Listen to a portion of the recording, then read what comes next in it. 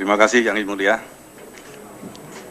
Sebelum saya mulai pada materi, saya ingin menyampaikan kepada Yang Mulia Pak Ketua bahwa kita harus stick tertib pada tata beracara kita. Pada saat pengadu hadir untuk didengarkan pengaduannya, itu harus jelas mengenai identitasnya. Tadi pengadu menyampaikan ke sini hadir sebagai Menteri ESDM. Jadi harus betul-betul jelas ditanyakan dasar keputusannya apa, kopi keputusannya paling tidak. Karena bagaimanapun kalau Pak Ketua sudah kenal dengan Pak pengadu, tapi saya belum, baru pertama kali ini saya ketemu. Jadi harus jelas dalam pengaduan ini. Saya pernah menjadi ketua BK yang dulu juga ketua MKD ini, itu praktek dulu begitu. Setiap ada pengadu yang hadir, dia sebagai apa? Kalau dia sebagai menteri, dulu pernah hadir menteri di sini juga, kita minta pengaduannya, kita minta identitasnya, dan kita minta juga dasar pengangkatannya sebagai menteri dalam Kepres. Jadi ini saya ingin Pak Ketua untuk tertib dalam hal ini, sehingga ke depan tidak lagi terjadi seperti ini. Baik, tadi sudah dimintakan, ya. Jadi SK pengangkatan saudara sebagai menteri, ya, supaya disusulkan. Dan biasanya ini diminta pada saat yang... Iya, tapi tadi terlewat, taruhlah itu kekeliruan, dikoreksi. Ya, lebih baik daripada keliru tidak dikoreksi. Baik. Silakan dilanjutkan. Jadi tadi Pak Sudirman, Bapak hadir di sini sebagai Menteri ESDM. Ya tentunya semuanya ini adalah sepengetahuan Presiden. Tapi saya mendengar bahwa ada kolega Bapak yang namanya Pak Luhut mengatakan bahwa tidak pernah ada itu Menteri ESDM menyampaikan atau memberikan laporan ke Presiden mengenai pengaduan Bapak ke MKD. Ini ingin saya ketahui apa benar seperti itu. Saya tidak ingin berpolemik tentang pernyataan menteri lain karena itu arahan Bapak Presiden. Tapi saya ingin memberi keterangan bahwa kami dan Presiden mendiskusikan masalah ini sampai 3 kali, Yang Mulia. Begitupun dengan Pak Wakil Presiden. Bahwa kenyataan bahwa Pak Luhut disebut di Sadengar dari laporan dari Pak Yang Mulia Pak Akbar Faisal, di dalam transkrip disebut 66 kali. Tentunya ini Bapak sebagai sesama kolega tentu pernah menyampaikan ke Pak Luhut. Kenapa begitu? Apakah Bapak pernah menyampaikan ini, diklarifikasi mengenai kebenaran ini? Saya belum pernah mengkomunikasikan hal ini kepada Pak Luhut. Ini maksud saya begini, bahwa penyampaian laporan Bapak kepada Ketua Lembaga Tinggi Negara, ini dalam sejarah Republik ini, sejak kita merdeka, ini baru terjadi pertama kali. Dan ini tentunya ada juga, saya tidak tahu bagaimana etika komunikasi antara penyelenggara negara. Tetapi ini kan juga kita merasa bahwa ada suatu yang bagi saya, kalau seandainya kita ingin bersih-bersih, kita ingin transparansi, kita ingin buat suatu pemburu renta itu kita berantas, tentunya kita harus sama-sama semuanya. Kalau ini ada kejanggalan, dan Bapak tadi melihat bahwa ada suatu unsur atau segi yang penting, yaitu selain pelanggaran etika, ada juga pelanggaran hukum. Jadi ini akan suatu sangat yang luar biasa. Jadi tentunya jadi begini-begini harus dua sisi. Tentunya Bapak perlu sampaikan ini juga ke pemerintahan, kemudian juga disampaikan juga kalau saja ke MKD seperti ini. Jadi Bapak belum pernah menyampaikan ke Pak Luhut klarifikasi mengenai ini. Pemahaman saya karena ada kolega saya namanya disebut, maka pertama kali saya laporkan kepada atasan. Dan itu sudah kami lakukan, Yang Mulia. Ya. Baik Bapak. Tadi Bapak menyampaikan bahwa pada saat Bapak sebelum dilantik jadi menteri, sebelum diangkat jadi menteri, pernah bertemu 4 mata dengan Presiden. Dan Bapak merasa bahwa salah satu tugas penting Bapak sebagai menteri adalah memberantas praktek pemburu rente. Ini sangat penting, karena Freeport itu saya tahu persis, ini kan perusahaan yang demikian luar biasa gede, sumber emas, sumber luar biasa. Jadi pemburu rente ini penting sekali, Bapak harus di sini nih. Jangan main-main dengan masalah untuk memburu rente, memberantas pemburu rente dengan suatu begini aset yang demikian gede nih. Ini jangan main-main. Kalau ada menteri disebut, ini harus klarifikasi. Dan kalau ada juga mengenai ini yang ada sini terhubung di sini adalah suatu ketua lembaga negara. Kami sangat mendukung apabila Bapak kemudian tidak tanggung-tanggung kalau ingin memberantas pemburu rente ini, tidak hanya menyampaikan ke MKD, tapi ke penegak hukum. Tadi Bapak menyampaikan bahwa kenapa tidak menyampaikan ke penegak hukum? Karena saya tidak punya kemampuan untuk menilai atau tidak punya kemampuan hukum untuk memberi pengaduan kepada penegak hukum. Tapi sebenarnya kalau saya sebagai orang awam juga, untuk mengadu ke MKD itu sama dengan mengadu ke penegak hukum, tidak sulit. Jadi kenapa Bapak tidak mengadu ke penegak hukum? Ini pertanyaan saya. Terima kasih, Yang Mulia. Pertama ingin klarifikasi bahwa dalam surat saya tidak ada menyebut siapapun yang dimaksud pemburu rente. Saya hanya memberikan satu statement bahwa tugas itu harus menjadi bagian dari yang saya kerjakan. Kemudian mengenai kenapa kami tidak melaporkannya kepada penegak hukum, kami sudah jelaskan tadi bahwa yang kami yakini ini berkaitan sama etika, karena itu kami sampaikan kepada Mahkamah Kehormatan.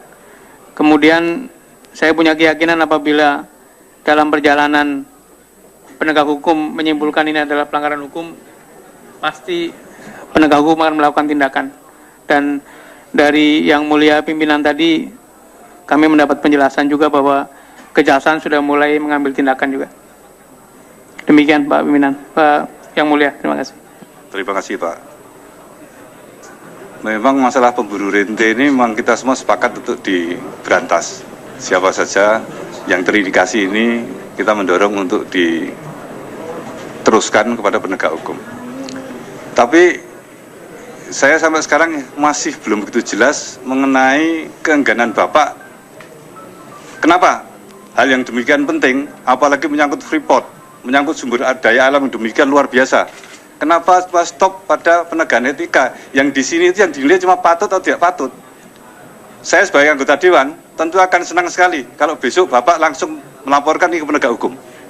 Yang saya belum jelas sekali, tadi alasan Bapak tidak menyampaikan kepada penegak hukum. Karena kalau saya ini tidak hanya jelas, tidak hanya berhenti pada penegakan etika ini. Masa demikian luar biasa penting, aset demikian luar biasa. Tadi Bapak menyebutkan, Freeport telah sekian lama beroperasi di Indonesia. Demikian pihak jaringan. Mungkin saya juga ingin tahu Bapak, apa maksud pernyataan Bapak bahwa Freeport telah punya banyak jaringan ini?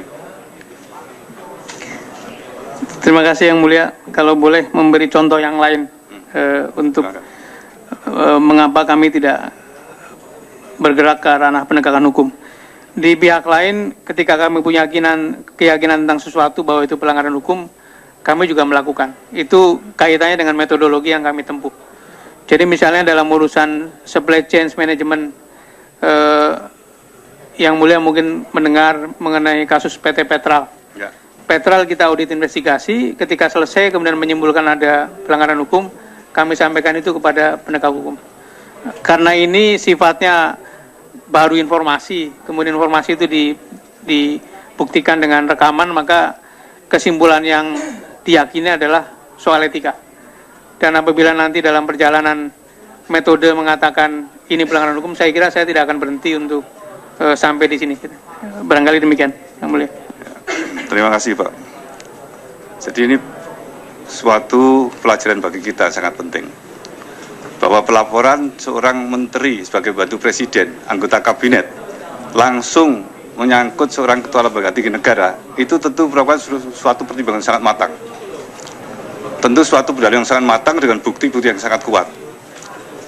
Nanti akan kita dalami dalam persidangan maupun dalam verifikasi dan penyidikan.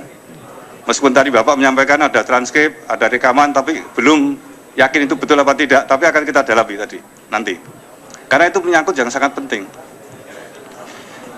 Saya tidak ingin begini, bahwa masalah ini demikian heboh luar biasa, menjadi perhatian publik yang sangat luar biasa. Setelah Republik ini akan hancur, akan runtuh karena masalah ini.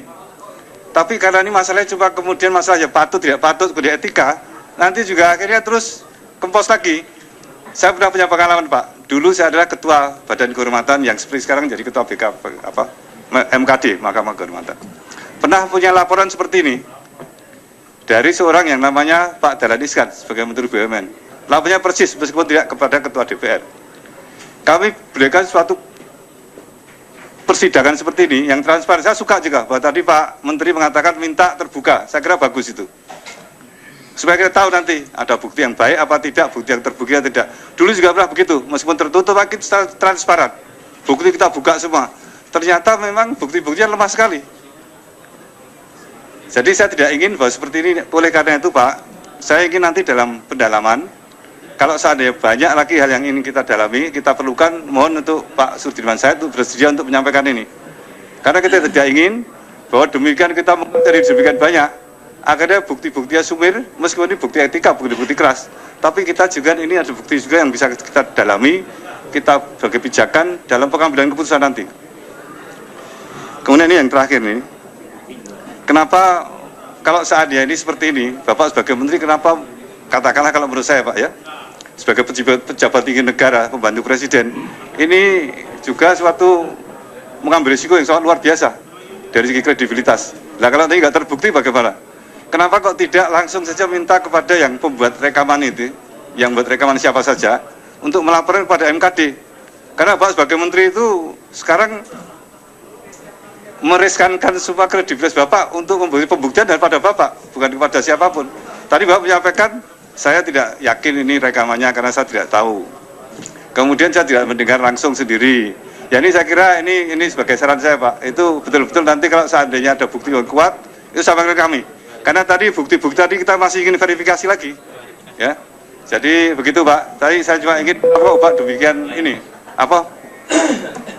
mengambil risiko sangat besar, berusaha payah, sementara kami lihat juga tadi bahan-bahan yang disampaikan itu apalagi kok secara hukum, secara etika pun nanti masih kita selidiki. Tapi bagaimanapun saya ingin mendorong Bapak untuk mulai sekarang dalam waktu yang pendek ini secepat mungkin, mumpung masih perhatian publik masih dengan luar biasa, untuk menggali bukti-bukti hukum dan disampaikan kepada penegak hukum.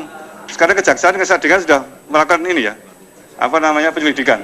Nah ini sekarang dibrungi aja Pak kalau betul-betul ada. Persilakan Pak untuk menjawab ini. Terima kasih Yang Mulia. Yang pertama, klarifikasi bahwa saya tidak pernah mengatakan saya tidak yakin dengan bukti yang saya punya. Saya yakin karena peristiwa yang terjadi adalah peristiwa yang nyata terjadi, yang dibicarakan dibicarakan. Yang saya katakan ketika saya ditanya apakah ini asli atau tidak, saya tidak punya kompetensi menjawabnya. Itu yang pertama. Yang kedua, salah sama sekali kalau dikatakan masalah etik adalah masalah yang tidak penting. Bukan penting Pak, saya koreksi.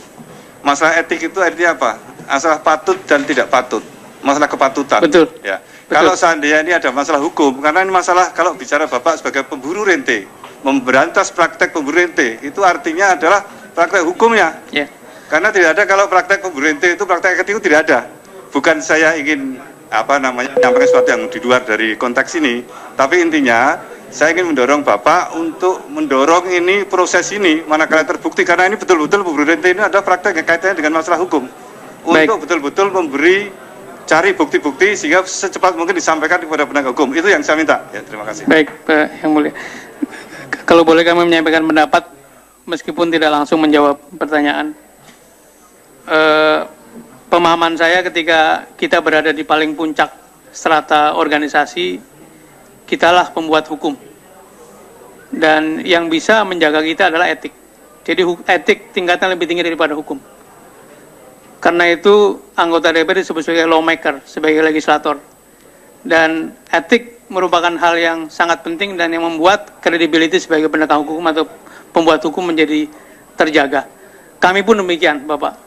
Kami di kementerian, saya yang paling... Pimpinan. Saya kan dia bicara terlalu berlebihan, pimpinan. Dia datang kemarin sebagai pengadu dan bukan sebagai ahli bahasa di sini dia. Ya, silakan. Terima kasih, saya kira sudah cukup, Yang Mulia. Terima kasih. Baik, terima kasih. Selanjutnya saya persilakan Yang Mulia Bapak Supratman dan siap-siap Yang Mulia Pak Kahar Muzakir. Iya. Terima kasih Yang Mulia. Pak Supratman, Pak Kahar. Ya, Pak Dasko, ya. Setelah Pak Pratman, Pak Dasko, berikutnya Pak Kahar, begitu. Silakan. Pak Sudah Pratman. bisa saya mulai, Yang Mulia? Sangat bisa, silakan. Terima kasih. Saudara pengadu, sebelum saya masuk dalam pertanyaan itu, saya perlu menyampaikan hal-hal yang berkaitan dengan persidangan ini yang mulia, pimpinan. Berdasarkan pasal 132 Undang-Undang MD 3, ini persidangan harus dilakukan secara tertutup. Ini harus saya sampaikan saja. Apa konsekuensinya? Yang saya khawatirkan nanti setelah kita keluar dari sini, karena kita anggota MKD, tiba-tiba ada kelompok masyarakat atau masyarakat melaporkan kita semua melanggar undang-undang. Perlu saya tegaskan dulu ini. Kalau ini yang terjadi, kemudian ada yang melaporkan kita, dan itu harus diproses oleh MKD lagi, maka ini persidangan akan berhenti lagi, karena semua harus nonaktif. Itu, jadi sekedar saya ingatkan saja, bahwa Undang-Undang MD 3 itu kita langgar. Yang kedua, sekarang saya masuk ke substansi. Saya ingin tanya kepada saudara pengadu, apa yang saudara pengadu tahu dalam pertemuan yang pertama? Atau saya dahului dulu pertanyaan, apakah saudara pengadu tahu bahwa pertemuan pertama itu ada? Informasi dari Pak Ma'ruf ada. Ya. Saudara pengadu tahu, tidak apa-apa, ini berarti informasi kan sama juga, perbuatan ketiga juga informasi. Kalau Anda tahu tentang, saudara pengadu tahu tentang ada pertemuan yang pertama, apa yang saudara pengadu tahu, siapa semua yang hadir dari pertemuan pertama? Pertemuan pertama itu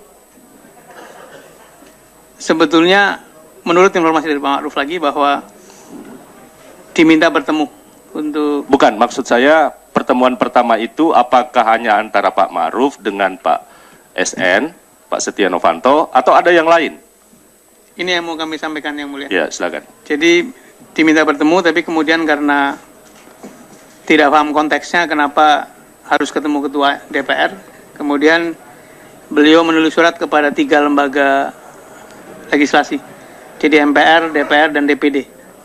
Kemudian menulis surat untuk melakukan courtesy call sebagai pimpinan baru di Freeport. Bertemu dengan pimpinan MPR secara tim, begitupun dari Freeport secara tim. Bertemu dengan DPD juga tim, dari Freeport juga tim.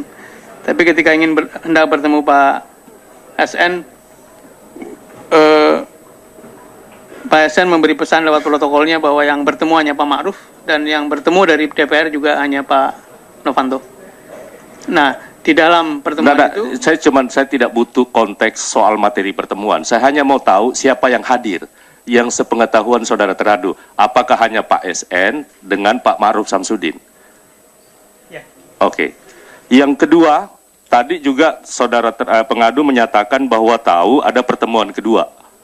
Siapa lagi yang hadir di pertemuan kedua? Yang kira-kira informasinya katakanlah dari Pak Ma'ruf. Saudara Muhammad Reza Khalid. Di pertemuan kedua? Karena di pertemuan pertama, SN sudah mengatakan, nanti kita atur waktu, ngopi-ngopi, saya punya teman yang akan saya perkenalkan. Jadi pertemuan pertama, saudara Reza Khalid tidak hadir sepengetahuan teradu ya? Pengadu ya? Tidak hadir. Pertemuan kedua, apa materinya yang dibicarakan? Kami tidak mencari tahu lebih jauh karena tidak ada hal-hal yang... Cukup. Artinya saudara pengadu tidak tahu materi pertemuan. Ini yang saya maksud, kita harus ungkap motifnya, jadi harus saya tanyakan. Saya khawatir saja, dan harus saya pertanyakan. Sejauh mana sebenarnya hubungan antara saudara pengadu dengan saudara Reza Khalid ini? Bagaimana hubungan kerja atau mungkin pernah hubungan personal, hubungan apa dengan saudara Reza Khalid? Kami tidak saling mengenal, saya tidak pernah bertemu, dan tidak pernah berinteraksi dalam hubungan kerja.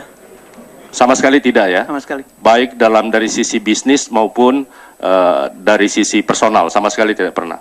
Tidak ada yang mulia. Oke, makasih. Ini penting saya kemukakan karena kita khawatirkan jangan sampai ini persoalan personal akhirnya timbul ke hal-hal yang berkaitan dengan masalah ini. Nah, yang kedua, yang berikut saya ingin sampaikan bahwa berdasarkan keterangan pengadu dari tadi, bahwa semua informasi yang didapatkan oleh oleh saudara pengadu ini datangnya dari Pak Ma'ruf Samsudin. Artinya semua peristiwa yang diketahui ini sebenarnya adalah pengadu ini bukan sumber yang jelas untuk harus kita dengar dari sisi bukti rekaman yang ada. Jadi tidak perlu sebenarnya kita konfirmasi apa-apa soal rekaman ini kepada saudara pengadu, karena memang pengadu tidak tahu apa-apa, karena hanya sekedar diberitahu dan untuk disampaikan. Tetapi ada satu hal yang menarik buat saya untuk kita telusuri, ini sekali lagi berkaitan dengan motif ya. Kontrak dengan Freeport itu kan berakhir tahun 2021, Pak. Tahun 2021, dan berdasarkan ketentuan undang-undang menyatakan bahwa negosiasi kontrak itu, sekalipun saya ulang, tapi ini butuh penegasan yang itu harus dilakukan 2 tahun sebelum menjelang berakhir kontrak. Di beberapa media pernah saya baca bahwa saudara pengadu ini berinisiatif untuk melakukan perubahan peraturan pemerintah karena ada kendala dalam rangka membicarakan perpanjangan kontrak itu, untuk mengubah PP ini supaya bisa dilakukan negosiasi kontrak itu sebelum 2 tahun itu berakhir. Ini saya baca di media. Saya mau konfirmasi kepada saudara pengadu, apakah itu benar? Apabila dicek ke notulen rapat sidang kabinet, akan terekam bahwa perubahan PP itu kaitannya dengan inisiatif pemerintah untuk memberikan stimulus ekonomi secara keseluruhan. Kami mengajukan tidak hanya PP, tapi juga Permen dan juga Perpres yang mencakup seluruh sektor di SDM. Jadi tidak benar bahwa usulan perubahan PP itu dikhususkan untuk membantu Freeport. Apabila PP itu dirubah, maka belasan perusahaan tambang akan mendapatkan benefit untuk bisa mereview kontrak lebih awal, karena menurut hemat kami, kontrak yang memerlukan investasi besar harusnya direncanakan jauh-jauh hari. PP-nya mengatakan baru 2 tahun sebelum kontraknya habis. Dan itu sudah kami lakukan di Migas, yang mulia. Di Migas itu sudah kita perpanjang supaya inisiatif itu bisa lebih dini. Jadi itu tadi ya, artinya inisiatif itu, walaupun itu menjadi paket kebijakan ekonomi secara menyeluruh, tetapi pasti ini usulan ini harusnya dari Kementerian Teknis. Jadi itu inisiasinya, itu harusnya dari ESDM, dalam hal ini adalah saudara pengadu. Nah, itu jadi harap dicatat bahwa inisiasi perubahan undang-undang itu adalah berasal dari Kementerian Teknis, karena ini menyangkut sekali lagi, ini soal motif. Perubahan motif. PP, Pak. Perubahan PP, ya, perubahan PP. Nah, yang terakhir, apa yang disampaikan oleh Yang Mulia Bapak Prakosa tadi, saya juga perlu, karena ini perlu harus clear dan clean menyangkut istilah pembuluh rente ini, Pak Sudirman. Pertama, tadi disinggung, ini walaupun agak keluar, tetapi ada ketidakkonsistenan yang saya lihat dari sikap Bapak dalam rangka pemburu rente ini. Supaya ini bisa clear di hadapan kita, menyangkut, tadi Bapak sebut Petral. Petral yang sudah dilaporkan ke aparat penegak hukum dan diminta untuk dilakukan audit investigasi, itu kan tahun 2012. Benar? Diputuskan audit bulan Mei 2015. Ya, tapi maksud saya yang saudara mintakan itu kan hanya di tahun 2012 sampai tertentu berapa tahun? Dari sejak kapan, Pak? Pertamina memutuskan skop auditnya dari 2014 mundur sampai 2012. 12. Jadi 2014 mundur ke Pertamina. Itu betul, saya tahu Pertamina. Tetapi sebagai Menteri Teknis, dan kenapa tidak dilakukan itu dibatasi, kenapa saudara pengadu itu membatasi hanya kepada tahun-tahun tertentu dan tidak sekaligus, kan mau ciptakan sistem, mau tahu semua, mau hapus ini pemburu rente. Kenapa tidak pada saat ini kita lakukan sekalian dari tahun 2008, 2009, 2010, 2012, kenapa tidak saudara minta kepada Pertamina untuk melakukan itu? Kepada media sudah saya jelaskan bahwa audit investigasi itu mahal, dan sebetulnya untuk mengetahui pola transaksi itu tidak harus seluruh tahun diaudit. Cukup 1-2 tahun saja, kemudian ketemulah pola. Tetapi karena ada pertimbangan di 2012 ada perubahan policy, maka kemudian diperpanjang sampai ke 2012. Jadi sebetulnya kalau hanya mau mengetahui pola itu tidak harus seluruh tahun dilakukan audit, Pak. Yang mulia. Ya, Tapi kan ini persoalannya bukan soal mengetahui pola, tapi ini berkaitan dengan dugaan publik. Itu juga penting untuk kita gali. Jangan-jangan pada masa yang lalu itu juga ternyata berkaitan dengan saudara pengadu juga. Nah, ini kan harus fair melihatnya. Justru makanya harus kita ungkap apa semua, karena komitmen Bapak itu dalam rangka untuk menghapus sistem pemburu rente ini, dan kita dukung dari sisi itu, kita pasti setuju. Tapi kenapa kalau dibilang mahal, menurut saya tidak terlalu mahal dari sisi buat perbaikan, dan itu alasan yang menurut saya tidak mendasar, karena ini kesempatan untuk konsistensi saudara pengadu untuk melihat bahwa memang ada hal-hal tertentu yang harus kita luruskan dalam bernegara ini. Nah, kenapa kalau itu terjadi kepada orang lain itu dilakukan, tetapi kalau itu menyangkut hal-hal yang berkaitan kemungkinan besar itu bisa menyentuh kepada saudara pengadu, itu tidak dilakukan. Nah, ini kan tidak konsisten. Tapi sekali lagi, ini yang saya baca di media, saya tidak tahu soal sesungguhnya yang ada di media. Ini perlu saudara pengadu klarifikasi dalam rangka untuk melihat motif dari sisi laporan dan pengaduan ini. Saya tidak punya kecenderungan sama sekali untuk bertindak diskriminasi, Yang Mulia. Tahun 2008 saya ditugasi oleh Direktur Utama Pertamina untuk menata supply chain, dan ketika itu saya sendiri mengalami hal-hal yang memang menyimpang, dan kemudian dengan itu kita mencoba memberikan penjelasan, tapi yang terjadi adalah mereka memutuskan untuk melanjutkan kegiatan menyimpang itu, sehingga saya kemudian memutuskan untuk mengundurkan diri. Tetapi sama sekali saya tidak punya motif, tidak punya niat untuk bertindak diskriminasi. Jadi saudara pengadu akui bahwa di tahun 2008, di saat saudara pengadu ada di dalam sistem, dalam hal ini adalah supply chain itu, bahwa ternyata ada penyimpangan. Tadi Anda katakan bahwa ada penyimpangan, kemudian Anda mengundurkan diri. Kalau boleh saya detailkan, meskipun ini barangkali tidak relevan dengan pokok aduan saya. 2008, dalam rangka menegakkan sistem, saya mencoba membangun unit supply chain. Kemudian tindakan pertama adalah membuka iklan supaya vendor didaftar ulang. Saudara pengadu, maksud saya gini, simpel aja, saya tidak butuh penjelasan terlalu jauh. Maksud saya, apakah di tahun 2008 itu, sampai saat saudara pengadu itu mengundurkan diri, itu ada penyimpangan tidak? Saya tidak melakukan audit pada waktu itu, sehingga saya tidak bisa. Tadi Anda katakan bahwa ada penyimpangan, makanya Anda mengundurkan diri. Yang benar yang mana? Ada praktek-praktek yang cenderung menyimpang, dan karena itu saya tidak bisa bersama-sama lagi. Oke. Kalau seperti itu, ada proses penyimpangan yang terjadi dan saudara mengadu mengatakan bahwa ini tidak bisa Anda bersama-sama lagi. Kenapa tidak Anda sarankan untuk melakukan audit itu? Bukan hanya di tahun dari 2014 sampai ke 2012 ditarik mundur.